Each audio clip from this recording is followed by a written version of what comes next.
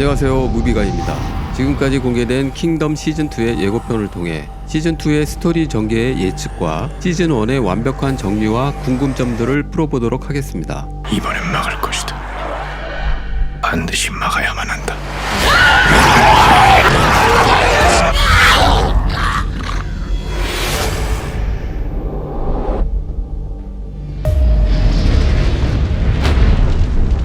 공개된 예고편을 통해 추측해보건대 세자 이창은 조악주와의 숙명적 만남을 통해 그를 처단하고 좀비가 된 왕을 자기 손으로 직접 죽일 것으로 보이고 왕자에 앉아있는 중전을 몰아내고 드디어 왕이 될 것으로 예상이 됩니다. 후궁의 자식으로 태어나 어릴 적부터 많은 사람들에게 견제를 받으며 자라왔으며 조선의 가장 큰 권력인 조씨 가문의 세력을 몰아내고 어지러운 조선을 바로 세우고자 유생들과 역모를 꾸몄습니다. 시즌1에서 그는 아버지가 조악주에 의해 좀비가 된 것을 알았고 조악주와 개비가 자신들의 권력을 지키기 위해서 돌아가신 아바마에게 생사초를 썼다. 조악주를 몰아내고자 어릴 적 스승인 안현대감을 찾아가 함께 손을 잡고 조악주에게 맞서게 됩니다. 또한 그는 배고픈 민생을 먼저 생각하는 모습에서 점점 진정한 왕의 모습으로 변해가는 것을 볼 수 있었습니다. 무고한 백성들을 밤이 오기 전에 안전한 곳으로 피신시키거라. 세자 곁에서 그를 지키던 무영은 그의 성장해가는 모습에서 감명받은 듯한 모습을 여러 차례 보여줍니다. 예고편의 이 장면에서 보듯이 세자를 처단하려 내려간 조악주의 군사마저도 자신의 병사로 만들어버리는 카리스마를 보여줍니다. 나를 따르겠는가? 시즌2에서는 위기의 조선을 구하고 한층 더 진정한 왕으로서 성장해가는 그를 볼 수 있을 것 같습니다. 우선 시즌1에서 등장하는 좀비들은 두 가지 타입으로 나누어집니다.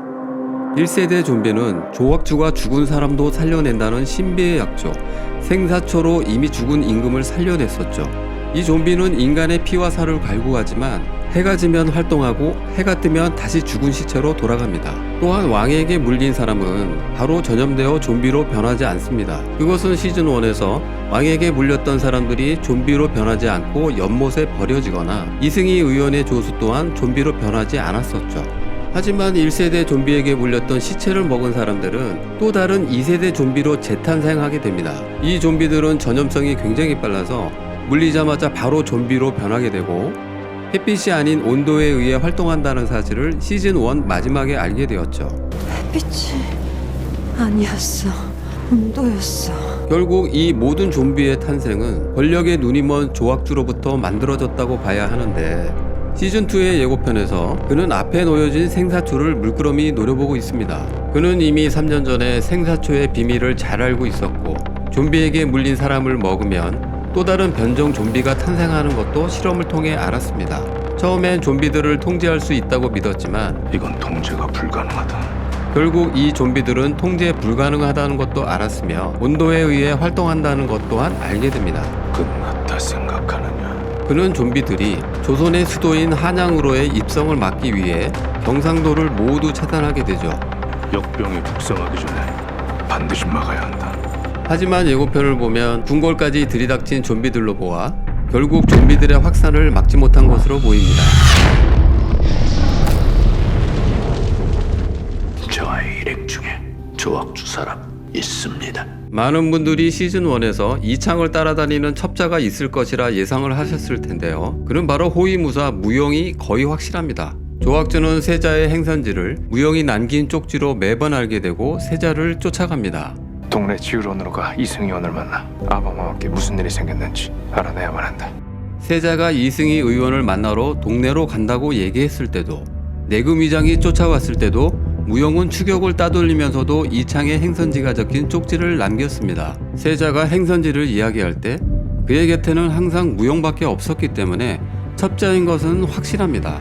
하지만 그에겐 그럴 만한 이유가 있습니다. 바로 임신한 그의 아내가 중전의 보살핌을 받고 있기 때문이죠. 이것으로 조악주와 모종의 거래가 있었을 것으로 추측해 봅니다. 하지만 시즌2에서 자신의 아들을 중전에게 빼앗기게 되고 아내마저 살해된 사실을 알게 되면서 중전과 조악주에게 복수하려는 스토리가 전개되지 않을까 추측해 봅니다. 그렇다면 여기서 이 가설이 성립되려면 조악주는 중전이 임신을 하지 않았다는 사실을 알고 있었을 것입니다. 무영의 아내는 중전이 보살피고 있고 무영의 쪽지는 조악주에게 보내졌고 이렇듯 무용은 조학주에게 협조하는 대신에 임신한 아내를 보살펴받는 거래를 했을 것입니다. 조학주는 중전에게 반드시 아들을 낳으라고 얘기한 대목이 있는데 아들을 낳거라. 반드시 아들이어야 한다. 조학주는 어떻게든 자신의 딸이 데려온 사내 아이를 왕의 자리에 앉히고 그 왕 위에서 군림하고 싶어하는 사람입니다. 죽은 왕을 좀비로 만들어 살려둘 만큼 조학주는 권력에 눈이 먼 인물이기에 오갈 데 없는 여러 명의 임신한 여인들을 모아두고 사내 아이가 나올 때까지 여인들을 사육하는 계획을 중전과 함께 했을 것입니다. 딸의 말만 믿고 있을 인물이 절대 아니라고 생각이 됩니다. 예고편을 보시면 왕자의 아기를 안고 앉아있는 중전의 모습이 보입니다. 하지만 시즌1에서 중전은 임신을 하지 않았었죠. 결국 무영의 아내가 낳은 아들을 빼앗아 왕권을 차지하려는 탐욕이 강한 사람이죠. 그 권력으로 아버님을 잘 지켜드리겠습니다. 시즌1에서 그녀는 아버지 조학주보다도 권력에 대한 욕심이 많은 여자로 보입니다. 중전이면서도 항상 아버지인 조학주에게 멸시를 당해왔으며 네 손에 그 권력을 쥐어준 사람은 나다. 다시는 내 앞을 먹지 말거라. 왕실의 대를 이을 아들을 내가 낳아드리겠습니다. 조학주의 명령을 따를 수밖에 없었지만 그녀는 아들을 얻는 순간 조학주마저 제치고 왕권을 차지하려는 탐욕이 많은 여자입니다. 예고편에서 그녀는 누군가에게 주술을 거는 것처럼 보이는데 그 상대는 바로 아버지인 조학주가 아닐까 추측해 봅니다. 예고편에서 조학주가 말했듯이 진짜 죽을 죄를 지은 죄인은 따로 있지. 그렇습니다. 진짜 죽을 죄를 지은 죄인은 중전입니다. 평소 아버지 조학주에게 꼭두가시처럼 대우받았던 것에 앙심을 품고 있었을 것이고 자신의 아들을 죽인 세자 이창에게 분노하고 있는 조학주가 세자를 처리할 것이라 믿고 있기 때문에 굳이 세자 이창에게 주술까지 걸 필요가 없겠죠. 결국 그녀는 아버지 조학주마저 누르고 자신이 왕이 되려는 탐욕이 많은 여자임이 분명합니다. 조학주는 이미 3년 전부터 생사초의 비밀을 잘 알고 있었습니다. 그것은 시즌1을 통해서도 잘 알 수 있는데 의원에게 3년 전 그때처럼만 하라고 얘기합니다. 3년 전 그때처럼 그렇게만 하면 되는 것이네. 여기서 3년 전 생사초와 관련된 비밀이 있음을 알 수 있는데 분명 시즌2에서는 그 3년 전 비밀에 대해서 밝혀지겠죠. 그럼 3년 전에 무슨 일이 있었냐면 바로 안현대감과 관계가 있음을 알 수 있습니다. 조학주는 안현대감은 나에게 반기를 둘 수 없다고 말했습니다. 절대 내게 반기를 둘 수 없는 사람이다. 조학주는 분명 안현대감의 약점을 쥐고 있다고 생각이 되는데 즉 3년 전에 안현대감은 500명의 군사로 3만의 왜군을 물리친 공적을 세운 것을 알 수 있는데 그것은 안현대감이 생사초를 나병 환자들에게 써서 그들을 좀비로 만들어 왜군과 싸우게 한 것으로 추측해 볼 수 있습니다. 그래서 좀비들을 보고도 놀라지 않았으며 여기 보시면 좀비들과의 첫 전투씬에서도 좀비들의 목을 베어 죽이는데 그의 병사들이 좀비들과 싸우는 법을 모두 알고 있었다는 점에서 안현대감은 3년 전부터 좀비들의 존재를 알고 있었던 것이죠. 그것은 조학주로부터 생사초를 제공받았거나 사람들을 좀비로 만들어서 군대로 활용했다는 사실을 숨기고 싶어하는 것 같습니다. 하지만 비밀이 많은 이 사람 영신은 나병 환자인 동생의 희생으로 안현대감에게 한을 품고 있다고 보여집니다. 안현대감의 공족비에 침을 뱉는 장면에서 알 수 있습니다. 세자 이창이 안현대감이 있는 상주로 간다고 했을 때 상주 안현대감에게 갈 것이다. 그 얘기를 듣고 의미심장한 표정을 보인 것도 이놈 정체가 무엇이냐? 안현대감이 영신을 보고도 모르는 척하는 것 등을 토대로 추측해보면 말씀드린 수망촌의 아이입니다. 아는 자입니까? 아닙니다. 안현대감은 나병 환자들을 좀비로 만든 사실을 숨기고 있고 영신은 안현대감에게 동생의 복수를 하고 싶은 마음을 가지고 있을 것입니다. 영신은 날렵하고 사격에 능하며 세자를 구하고 사람들을 도와주는 의로운 모습을 봤을 때 이 모든 사태의 원인이 자신이 사람들에게 먹인 인육으로 인해 좀비가 만들어졌으므로 복수를 선택하기보다는 이창의 밑에서 끝까지 그를 도와주는 인물로 남을 것으로 보입니다. 시즌2에서는 좀 더 영신의 비밀이 밝혀질 것으로 예상됩니다. 시즌1 6화에서 서빈은 결국 생사초를 찾아냈습니다. 불입니다. 이 불이 죽은 사람을 살렸어요. 분명 그녀는 스승인 이승희 의원으로부터 치료약을 만들 수 있다는 얘기를 들었습니다. 그리고 좀비들이 온도에 반응한다는 것을 알아낸 것도 섭이었죠. 햇빛이 아니었어. 온도였어. 시즌2에서 결국 그녀는 좀비 치료약을 만들었을 것이라고 예상이 되는데, 예고편에서 나온 이 장면은 한양까지 몰려온 좀비들에게 치료약을 먹고 면역력이 생긴 사람의 피를 좀비들에게 투약하는 장면이 아닐까 생각이 됩니다. 위태롭게 성벽에 매달려 이런 행동을 하는 데는 분명 중요한 장면일 거라 생각이 됩니다. 예고편을 보시면 궁궐로 진입한 세자의 일행들이 모두 하얀 소복을 입고 있는 걸 봐서 결국 왕은 죽었고 장례를 치른 이후에 궁궐로 진입해 중전을 찾아간 것으로 보입니다.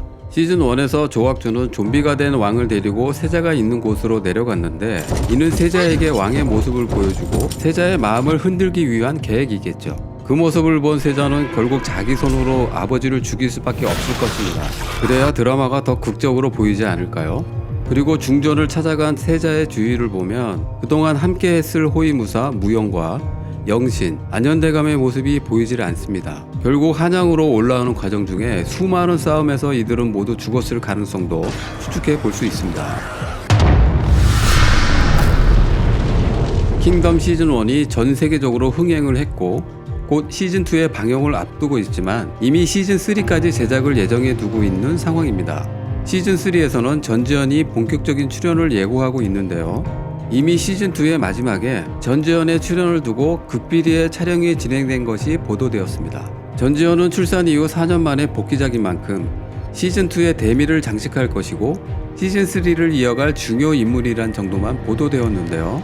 과연 사극에 처음 출연하는 전지현이 맡게 될 역할이 무엇일지 무척 궁금합니다. 시즌3부터는 완전히 다른 이야기로 꾸며갈지, 만약 시즌1과 시즌2의 스토리가 이어진다면 감히 예상해보건대 전지현의 역할은 생사초와 관련된 인물이 아닐까 예상해봅니다.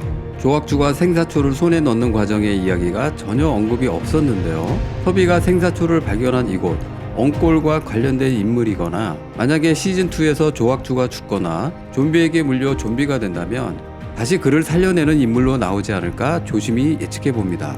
분명 시리즈를 이어간다면 완전히 다른 등장인물의 이야기가 아니라 시리즈 속 인물과 관련된 반전 있는 인물의 등장이 필요하겠죠. 전지현의 역할이 무척 궁금합니다. 제 예측이 맞다면 전지현이 만든 3세대 좀비의 출연도 가능하지 않을까요?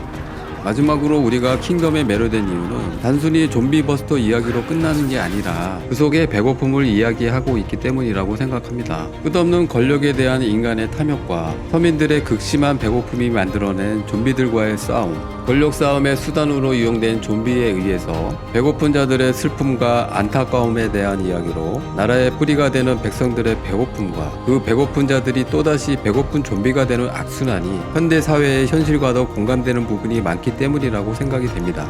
끝없는 욕망과 허기를 채우려는 인간 본연의 모습들을 그리고 있기에 더욱더 깊이 있는 드라마로 우리에게 다가온 것 같습니다. 시즌2에서 얼마나 더 깊이 있는 드라마로 다가올지 3월이 무척 기다려집니다.